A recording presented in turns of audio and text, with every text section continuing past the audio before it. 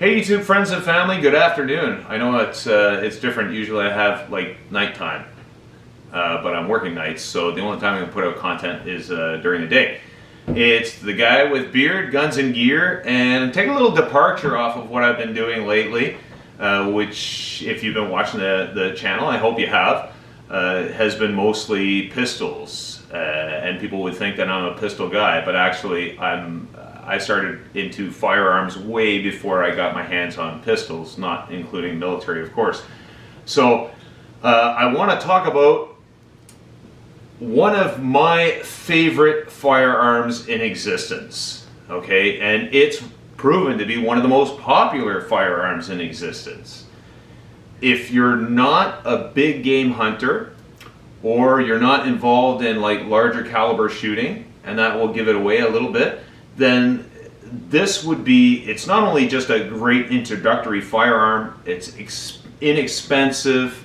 In Canada it's unrestricted, which means you can find a decent gravel pit or a safe area and go shoot basically all day, and it's very, like I said, inexpensive. So it's one of my favorite firearms, and the reason, there are so many reasons which I'm going to go over, but I'll show you right now what I'm going to talk about, and people who are familiar with firearms are going to be able to identify this right off the bat. This is the Ruger 1022 carbine, and it has been around since 1964. Okay, it has been in production since a number of different variants, okay, issued by Ruger. And no, I'm not sponsored by Ruger. I know that you guys are probably thinking like, why always Ruger, why always Ruger? Ruger produced some fine firearms, and this is, I would say, one of the top models. Okay, if you're just getting into firearms, if you want something to go plink an afternoon away with your kids or by yourself, this is a fantastic firearm, even right out of the box. There are so many variants. There's commemorative issues, there's a takedown, which means collapsible, there's the target, the sport, so many, I couldn't even mention them all. Okay, that's stock. And then there's what you can do with it afterwards, which, I mean, your own imagination basically is the limit. So I'll talk a little bit about the Ruger 1022 in its stock form. Chambered in .22 long rifle.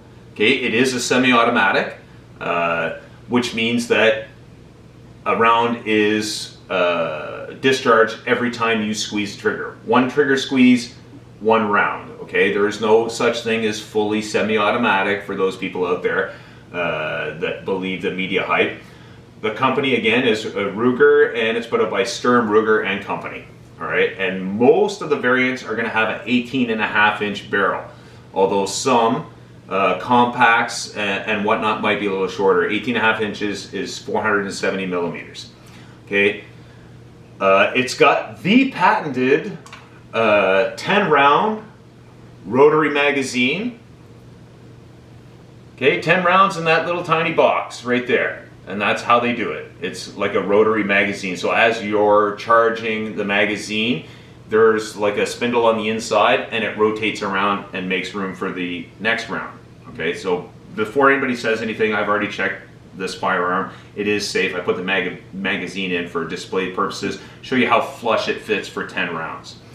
Okay, so as I said, it's been in production since 1964. How many of these are out there? Well over 7 million. Okay, the sources that I found listed 2015 that there was 7 million. So it's got to be it's got to be well over 10 million by this point, if not twice that. I mean, it's very difficult to track how many have been sold. Ruger would be able to give you the numbers, but as far as I mean, they export all over the world, and actually, the Israeli Defense Force used a variant of the Ruger 1022 for some of the less than lethal war situations. So it has seen actual war with the Israeli Defense Force. The price on these, wow, I mean, it has jumped significantly. Back in 1965, when the first model year, you know, like I said, it was made in 1964. So in 1965, you could pick one of these up for $54.50 US. How much is that going to cost you nowadays? Canadian, you're looking at $489. I just checked on Cabela's, and I wouldn't buy one at Cabela's. Well, maybe I would buy one at Cabela's if that's the only place I could find, but I would try to source mine at one of those smaller stores. Okay, I can think of a couple off the top of my head. SFRC, that hunting store in Richmond, just outside of Canada in Ontario, is an excellent source for firearms as well. So I would try to source one of those at kind of the smaller mom and pop. $489 Canadian, US $299. They're all going to be around that price. Weight-wise, it's a very light, very manageable rifle. You can see the stock is kind of short, so very good for smaller statute people, as well as people are new to shooting. It's not a 22 rimfire has zero kick, so they can get comfortable with shooting. You can work on the principles of marksmanship. At the same time, it's not costing you a fortune. If you go out there with a 223 or 308 and you fire 100 or 200 rounds, it's going to cost you a lot of money in today's market. With this, 22 ammunition is still relatively inexpensive. I say relatively because everything is costing a little bit more, but it's still affordable. Okay, so the weight of it, like I said, it's 5 pounds, 2.3 kilograms. The overall length of it is 37 inches. Again, it depends on the variant that you get, and that is 940 millimeters. And there are so many variants. In fact, there's even a pistol variant of this called the Ruger 1022 Charger. And some people out there might have 1022s in their possession, and we used to be able to buy 25 round magazines for the 1022. They were put out by Butler Creek, as well as Ruger had their own magazines.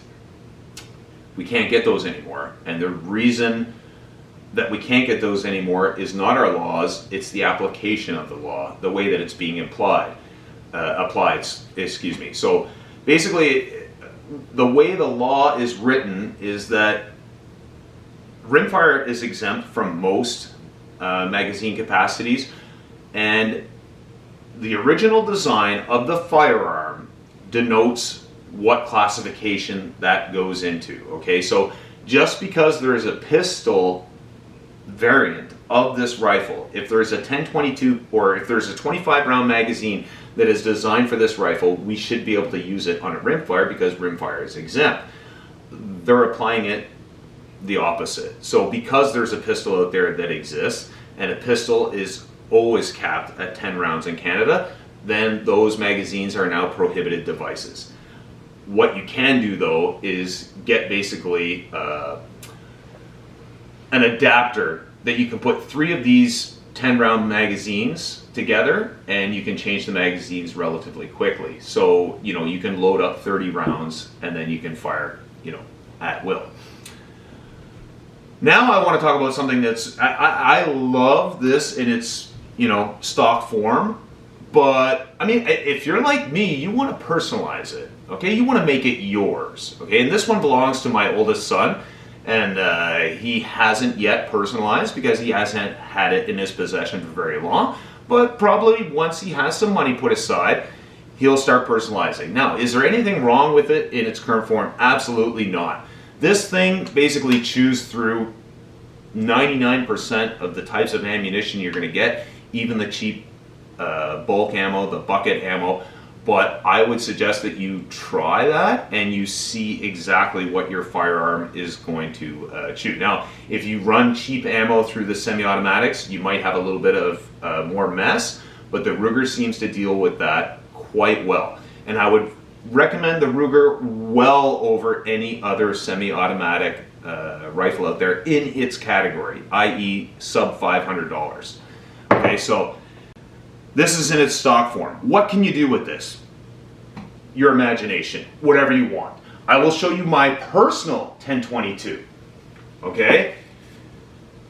This thing is a tack driver. I mean, it sets at 50 meters. I can put groupings inside of a looney of 30 rounds. Okay, this thing is an absolute tack driver.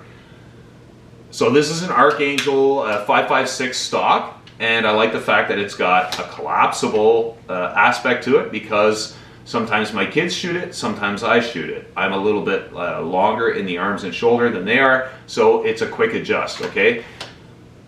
If you want to put a sling on it, because you can use this for small game hunting. If you want to put a sling on it, it has QD attachments on the Archangel. Okay, it locks into place if you want to. Okay, you can lock it into place. On the bottom of the pistol grip, there's a little catch there where you can put some accessories or maybe even a bore snake. I love bore snakes for rifles. So if you want to put a bore snake in there, you've got room. I put a relatively inexpensive Simmons scope on it. Got some decent NC Star risers on it just to get my proper cheek well. I've got an angled front guard that I actually took off a firearm that is now prohibited because I didn't like the angled front guard on that. I went to more of a pistol grip under the on the Picatinny, just because I found I was shooting it more upright. But this one here is great if you're lying down, and even if you're not lying down, you can still get a wrap around it because that forend is quite large. Okay, you can see the barrel in there. The barrel is a Green Mountain barrel, okay, in a 16 inch. And they are super easy to modify, to take apart. There's basically two screws that hold it together, and I'll go back to the stock just to show you. Okay, there's one set screw up here, and then after you take that out, there's another screw. The barrel, basically, you hammer that apart. Okay, I would use a dead blow on that so you don't. And there's of course a couple of screws in the butt plate. So, and then inside of this, there's a long screw. That on certain models, but yours might be different because there are so many variants, as I said. So yeah, just Ruger I think has got. I went looking quickly, and I mean there's just tons. This is the reason why I say the Ruger 1022 is definitely the one you want to get is because there are so many aftermarket companies that are putting parts out for this. Okay, you can get a barrel like I got from Green Mountain. You can still find them, or you can go with Volkertsen. Excuse my pronunciation, but I'm not sure if that's correct. And they are well known for making precision match grade barrels. You can get it in fluted. You can, I mean, the sky's the limit as much as you want to spend. You can get a compensator. You can get threaded barrels. You can get trigger guards. Okay, Timney, not trigger guards, but trigger groups. Timney sells basically a trigger group that you pop this one out and pop the whole thing back in, and now you've got a Timney trigger in a Ruger 1022.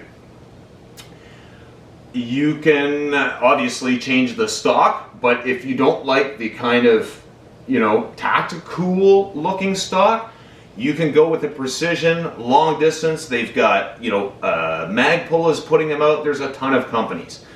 And I mean, I just had a quick look on Tenda Canada, but there is still a lot of availability. Okay, and the stocks are, this one in particular is like polymer, so it's very robust. I've had this in this configuration for about, I'd say 6 or 7 years, and you can see that, you know, it looks brand new. I take care of my stuff as well as everybody should, but they do stand up to some abuse. Again, I mean, the Ruger 1022, I can't say enough about it. It's just, it's one of my top 3 rifles, I would say. Even with money being no object, I mean, I wouldn't go out and buy a more expensive rifle just because I would still want to modify that to make it mine. But this, you can start with the bare bones. You can change whatever you want. Even Ruger sells aftermarket parts if you want to improve the trigger and go with, you know, a 3-pound pull on the trigger, or there's even less. There's hair triggers. There's competition, like I said, threaded, fluted, you name it. Everything you can possibly think of. I don't even want to say it because somebody's going to scream at me, but it's like the AR-15. That's what I liked about the AR-15, the modular approach to the firearm. You could do whatever you wanted to use it for that purpose. you can do that with the 10-22. Whatever you want to use it. If you just want something that looks cool, you can still take out and do a little small game hunting, or if you want to set it up and try your hand at long distance shooting, the Ruger 10-22 is for you. I have a lot of friends that have a lot of other 10-22, a lot of other 22s, I should say, and I'm going to say 40-50% of them have experienced a problem at some point with their 22s, either with cycling or just, you know, ammunition, being very fussy on the kind of ammunition that it takes. I have never, knock on wood, had a problem with the 10-22 that I couldn't clear on the spot and get it back to firing within 30 seconds, like any other stoppage. You know, maybe the magazine wasn't fully seated, or maybe I just ran into a bad round in the batch of bulk ammo that I was running through it. So 10-22, let me know, send me pictures, comments, whatever. I want to know what you guys are running. If you do have a 10-22, what's your application? Are you using it for long distance? Are you doing precision shooting? Or is it just kind of your fun gun that you go to the range or the gravel pit and plink away all day for, you know, 15, 20, 30 bucks? A great firearm. Again, if you're going to buy a 22, buy a Ruger 10-22. No, I'm not sponsored, but I wouldn't refuse it if they offered it to me. Again, I'm the guy with the beard, guns and gear, and I hope you like this. If you do, like on the buttons down there. If you have a comment to add, I would love to hear your comments. And please subscribe. You're helping me out, and you're helping on my channel, and you're helping my kids out who are getting a valuable lesson out of this as well. Thank you, and have a good afternoon. Happy holidays.